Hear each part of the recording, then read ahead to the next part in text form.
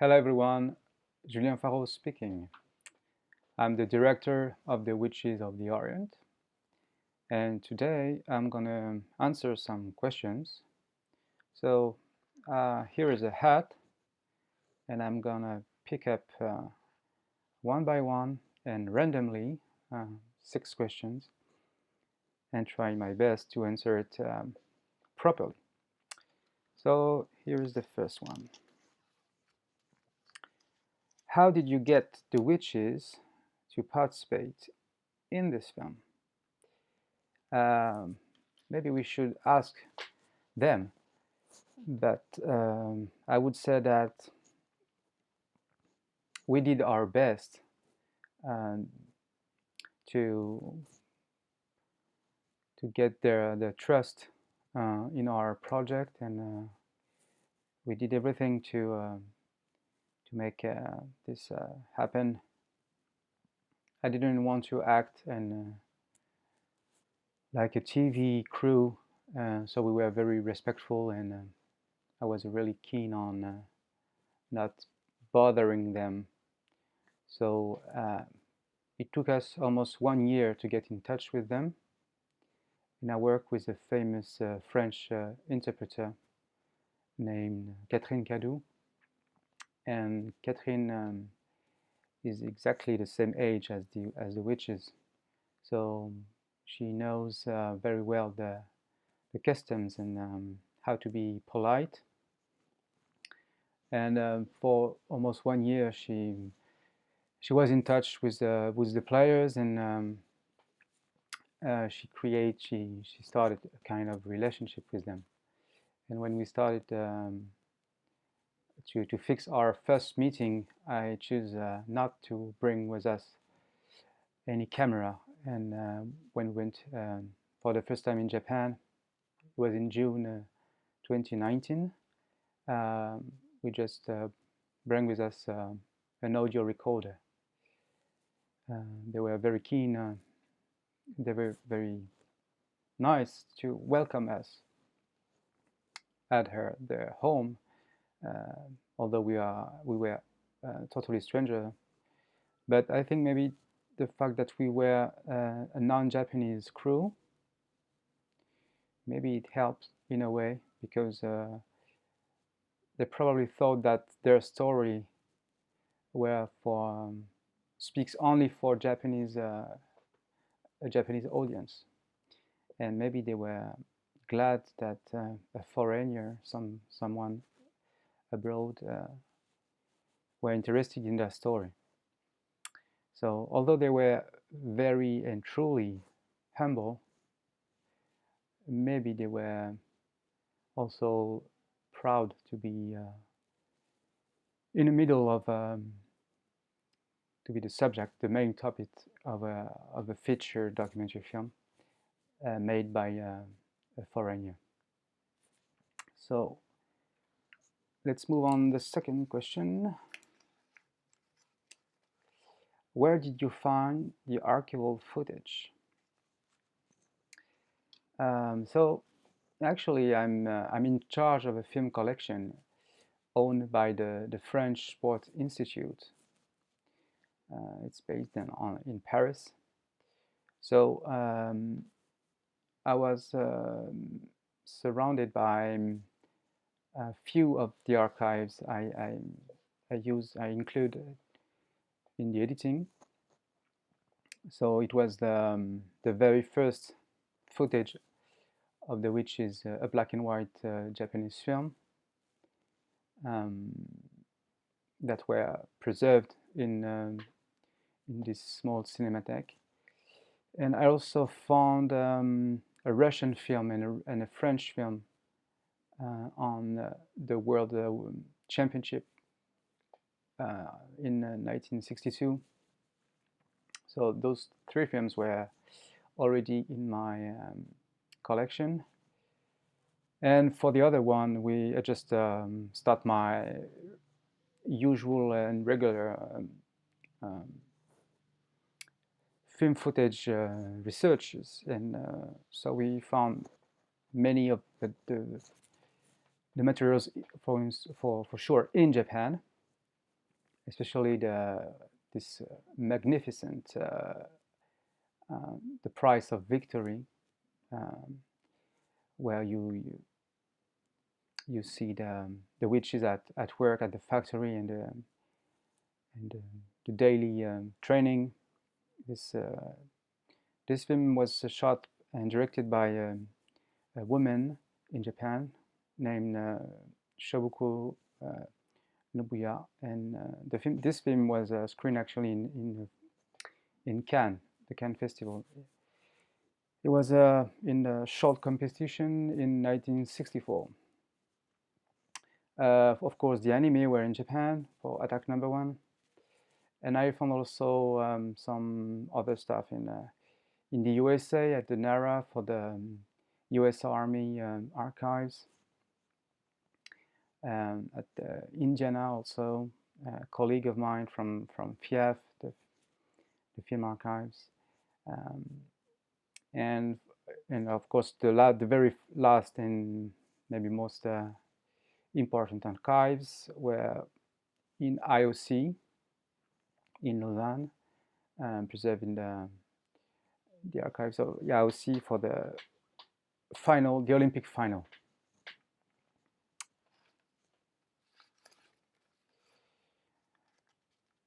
The third one is, what do you hope people will take away from this story, especially this Olympic year?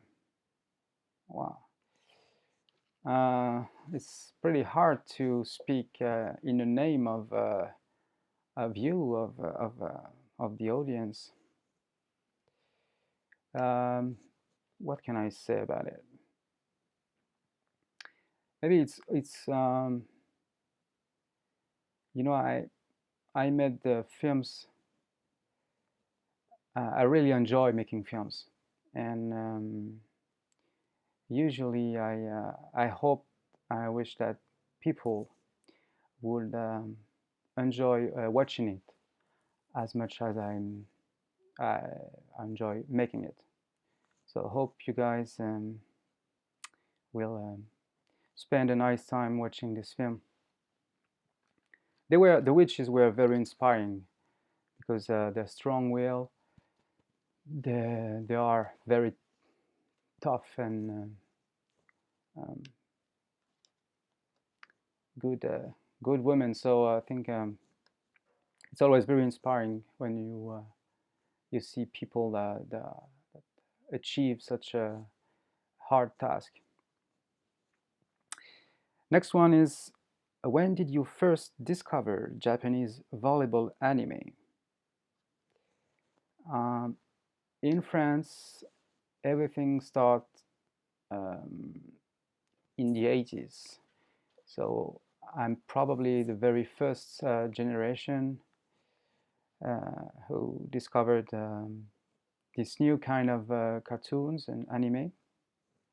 We were more used of American cartoons, very few French ones, but it was like a huge wave of anime from Japan that came out in the 80s. When I was a kid, it was the majority of the anime we watch on TV. And for the volleyball anime, to be more specific and linked to the film, the first volleyball anime was broadcast in 1987. It was called Jeanne et Serge in France, but it was Atakuyu in Japan. So it was the original name. Oh, it's we're almost done. This is question one. How first drew you to the witches story? As I already told you, I'm in charge of a film collection in Paris at the French Sports Institute. And a dozen years ago, a French volleyball trainer came to me with two 60 millimeters film, and because he knew that I was in charge of this film collection, he wants those two films to be well preserved. So we watched the film together, and I totally discovered this Japanese team, the witches, and I was really impressed by the speed of their moves, by the intensity of the training session, which was very far from the standard.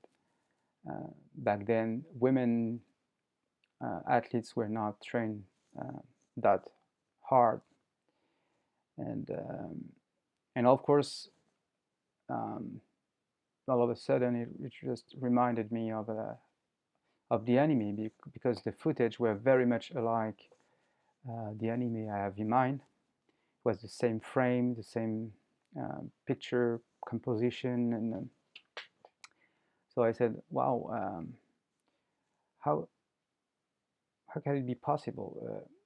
Everybody knows about the Attaque anime in France, but nobody knows that it was inspired by a true story. So I thought it was a good start, and the more I'm starting to know more about the witches, and the more I knew about them, the more my desire to make a film on them increased.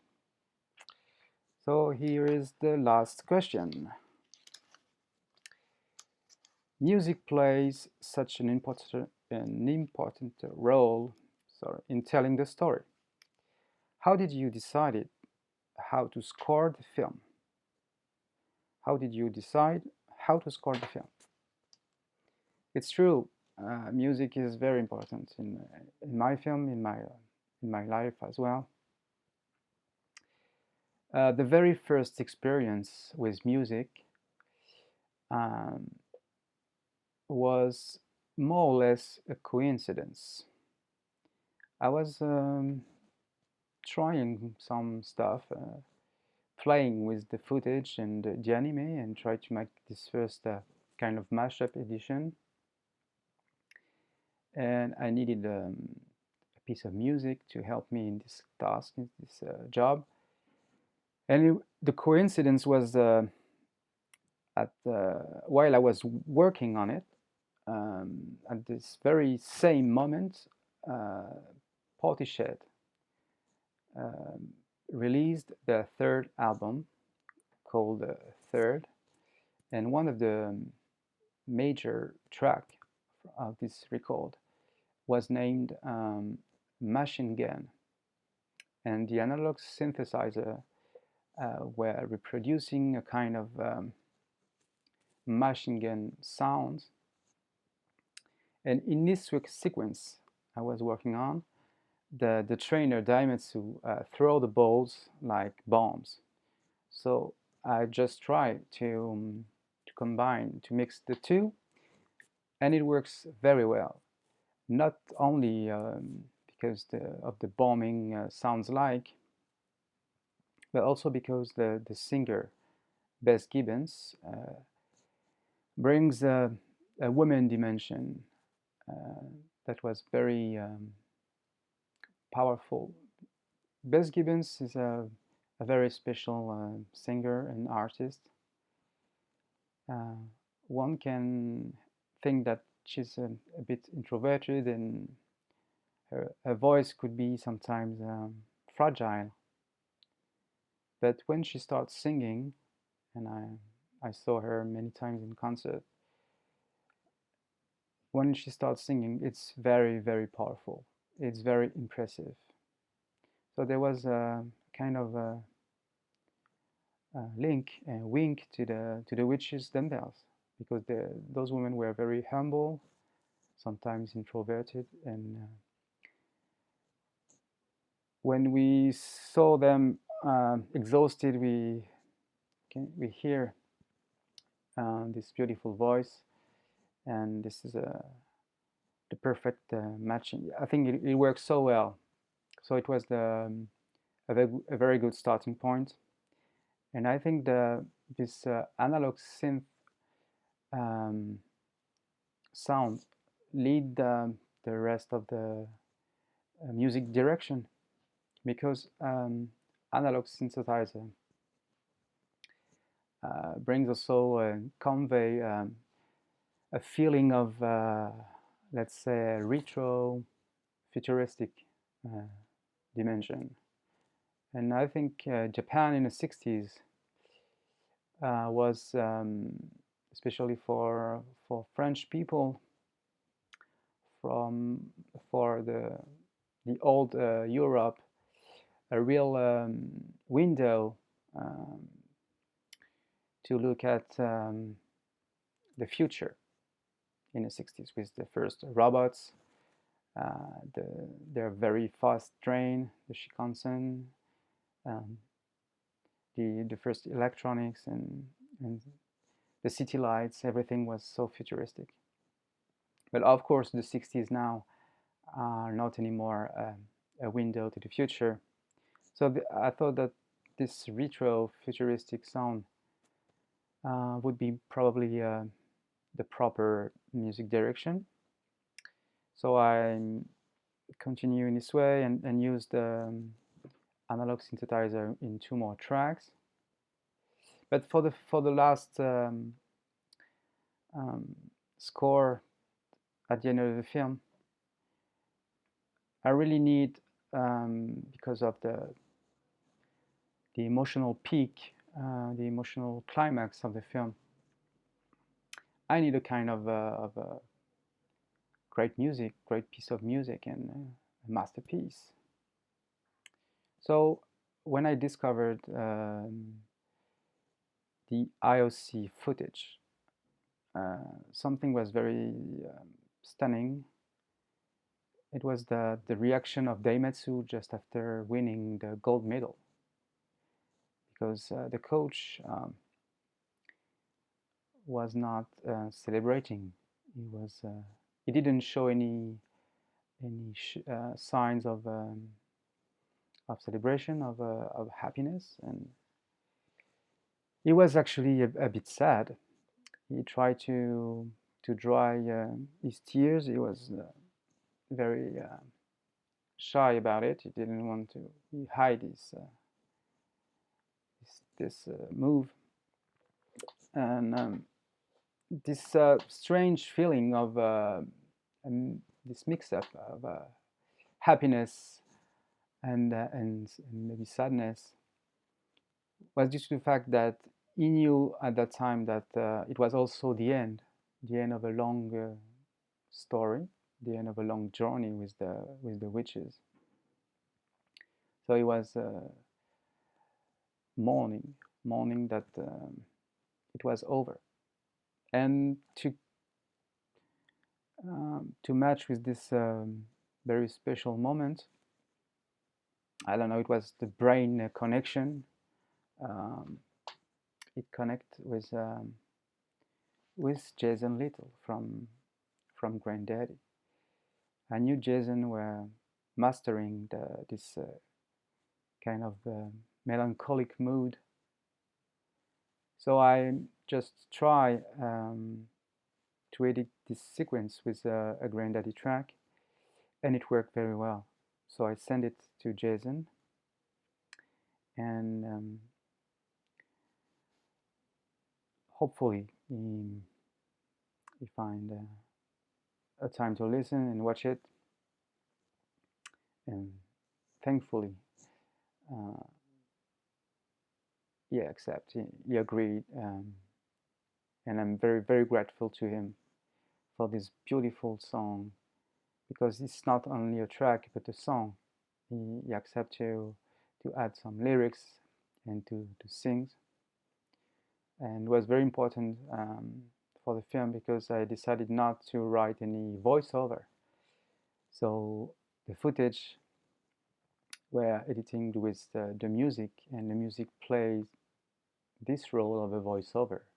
It's not only a musical illustration, but it brings some content, and and of course it brings a lot of emotion. So it was very important that the music score was